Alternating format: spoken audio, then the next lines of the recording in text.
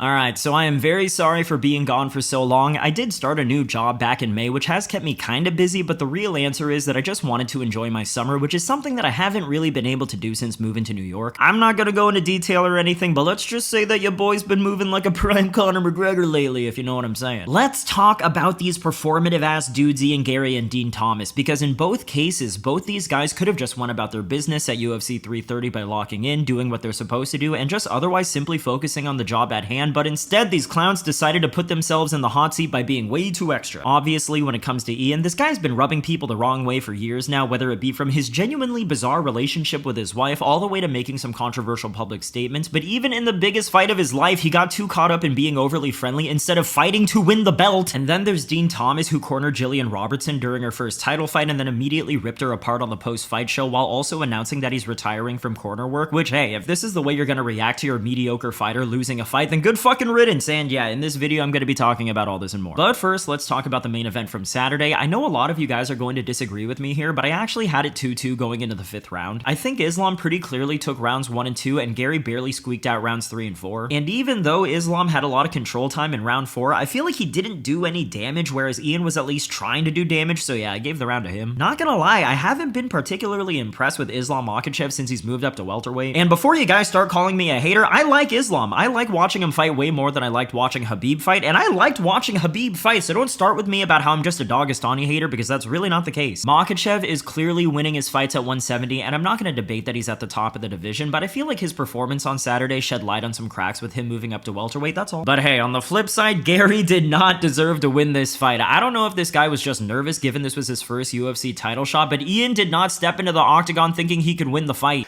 High-fived you. Dana White said he hates that. He wish you guys would just... Bro, honestly, I don't understand, man. This is the fight. This is not something we have to, like, hug each other every round, you know? But this is the war, you know? Look my face. I just come to beat everybody. It's not some things you have to play. This is fight. This is not game. And I understand that fighters like Garry call themselves cerebral, even though in modern MMA I feel like the term cerebral has just become a nicer way to say overly passive. Regardless, there comes a point where Ian should have put his foot on the gas and actually try to win the fucking fight, which I'm just saying here was pretty fucking winnable for him. Hypothetically speaking, if Ian got dominated or even finished in the 5th round while going out on his shield, then I'd respect his gangster way more, but instead he just dapped up Islam a lot and then hugged him. I don't know, what the fuck are you doing? I felt like, I think that Ian is a talented guy. If he had even an ounce of killer instinct in that 5th round, you know, he had been beating him to the body. Islam's whole, I think, right side was beat up. His face was beat up.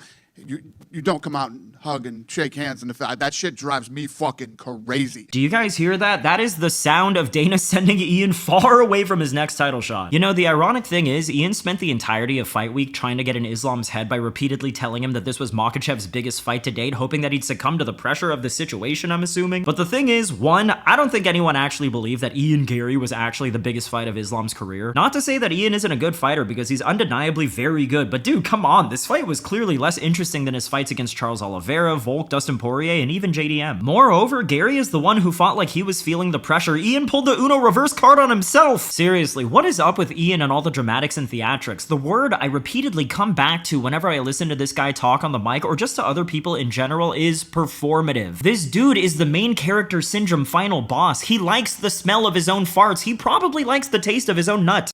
All the shit you talk, it's okay. You make sure you back it up. No, I know. I don't know. Whatever story you made up about meeting me, I've never encountered that, so you know that, right? Okay? Listen, you're a good fighter.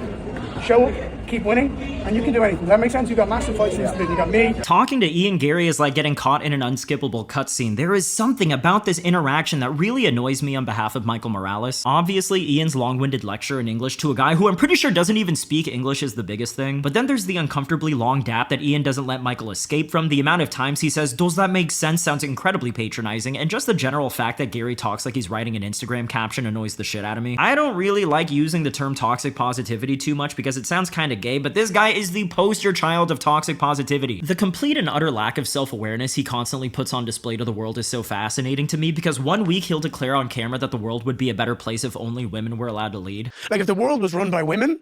Okay, wait, what? We'd all live in a better world. Like, it would all be... What the fuck did you say? Let me rewind that real quick and share it. Trying to process that. If the world was ran by women, we'd live in a better world. I mean, could that be true? It sure could be. I wouldn't let my wife run the world.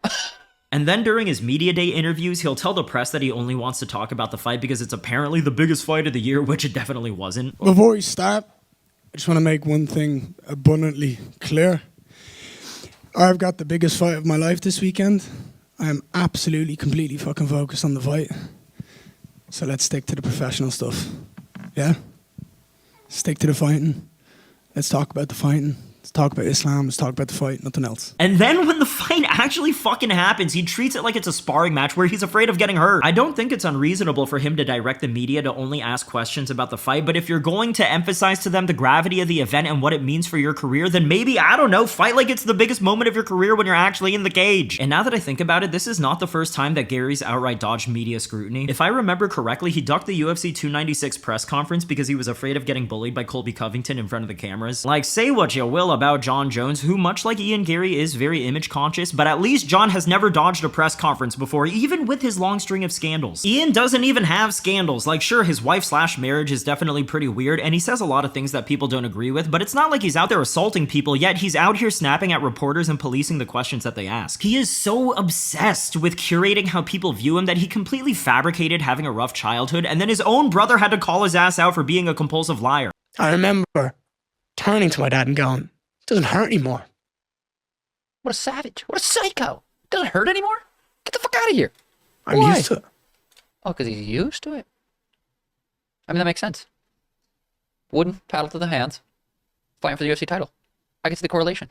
This is straight up egotistical narcissist behavior. Mind you, this is the same guy who bragged about injuring Shavkat Rakhmonov, who beat him, by the way, and hasn't been able to get back into the octagon since they fought. But the flip side to him saying this is that even if this was true, then he couldn't even secure a win over a one-legged man, so I'm not sure if this is the flex that you think it is, bro. Okay, I really need to switch gears here, because in the wake of Ian Garry's theatrics, a contender to his performative throne entered the arena in the form of Dean Thomas. For those of you who are unaware, Dean's been cornering perennial tomato can Jillian Robertson for the last 15 years. She fights in her first title shot against Mackenzie Dern on Saturday. She shits the bed, and less than like an hour after her loss, Thomas took it upon himself to not only call out his fighter for being admittedly dog shit, but then also announced his retirement from cornering, as if anybody in the world cares about whether or not Dean Thomas continues to corner. That might be as far as she can go, and I am officially retiring from cornering fighters tonight. Wow.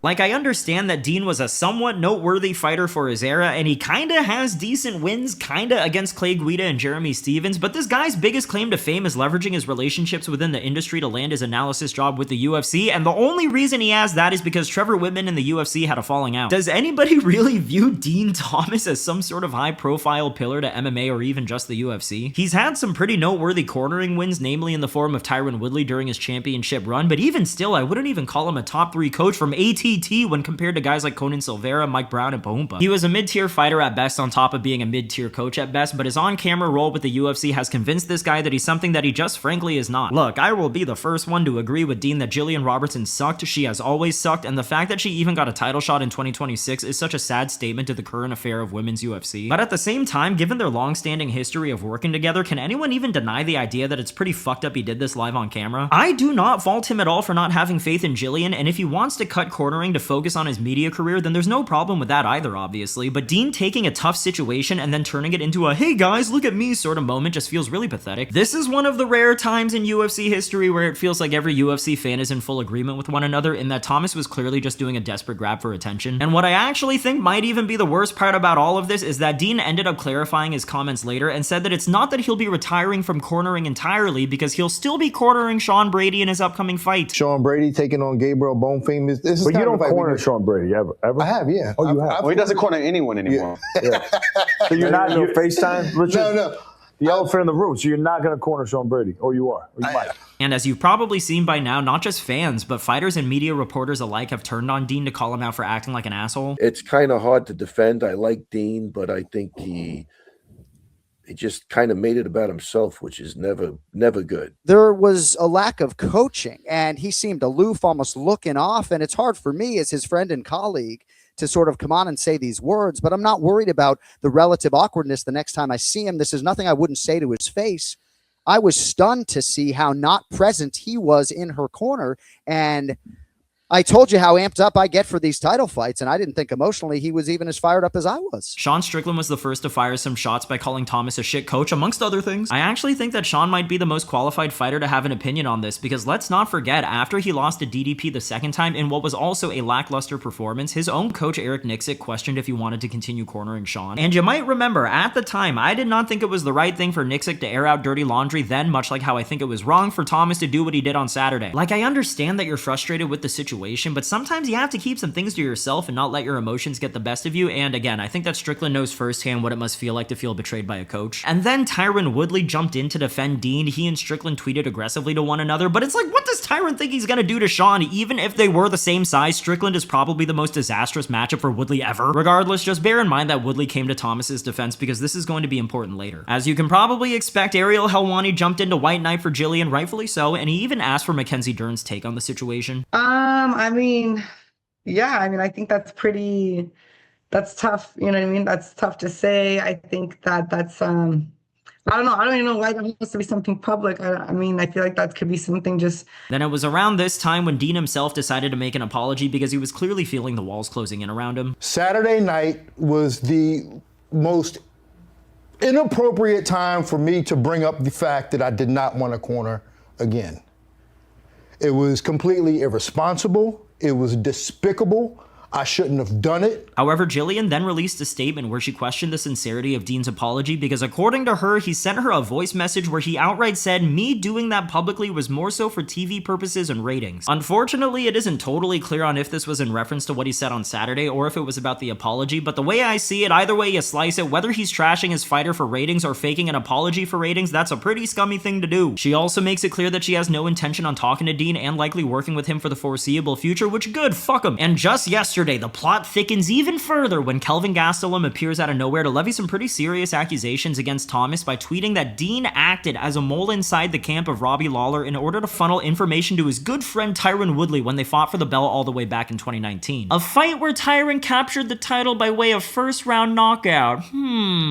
Kelvin goes on to say that Dean's apology was not at all sincere and questions his integrity not just as a coach but as a person. This is without a doubt a messy situation, and let's just say Dean's apology was actually genuine. How many other coaches have actually turned on their fighter after losing a title shot? Because I tried looking this up and the only other example was the Strickland Nixick situation from last year. Think of all the times we've seen a fighter underperform during a title shot and compare that to how rare it is to see their lead corner then immediately shit on them in the same night. This is not a normal thing, nor should it be. In a sport like MMA, if a fighter underperforms, it's not unheard of for fans and other fighters to criticize an embarrassing loss, but their coach should really be the one guy who stands by them through thick and thin. I do feel bad for Jillian because even though she's just not that good of a fighter at all, and I agree with Dean is that she's already kind of overperformed given her skill level, this is a really hard way to find out that the guy who trained her since she was 15 years old kind of just sees her as a client. And of course, every coach-fighter relationship is a bit transactionary in the sense that the fighter pays their coach for their time and attention, but the best coaches understand how important the human-to-human relationship is in order to succeed, and seeing how Dean responded to the loss and learning what he said to Jillian after the fact, I don't think he fully understands that. I'm sure he's done a good enough job over the years to convince his fighters that he's their friend, but it only takes one moment of the mask slipping like this for someone to expose their true colors. It is fucking crazy to me that he admitted to Jillian that what he said was for ratings. Anyone with half a brain would know that would only make the situation worse, but I do get a very strong feeling that Dean's ego and pride was in panic mode and he let the quiet part slip out. At the end of the day, I get the feeling that the only person in the world who's not upset with Dean Thomas right now is Ian Garry, because if it weren't for Dean making these boneheaded decisions this past week, then I feel like Garry would be getting bullied a lot harder, and we all know how well he responds to public scrutiny. Anyways, that's the video for today. Definitely let me know your thoughts on both Ian Garry and Dean Thomas. Where do you think these performative men go from here? As always, if you like the video, then like the video, and if you haven't subscribed to the channel yet, please do so. I appreciate you for watching, and I'll see you on the next one. Bye. The way that he did it,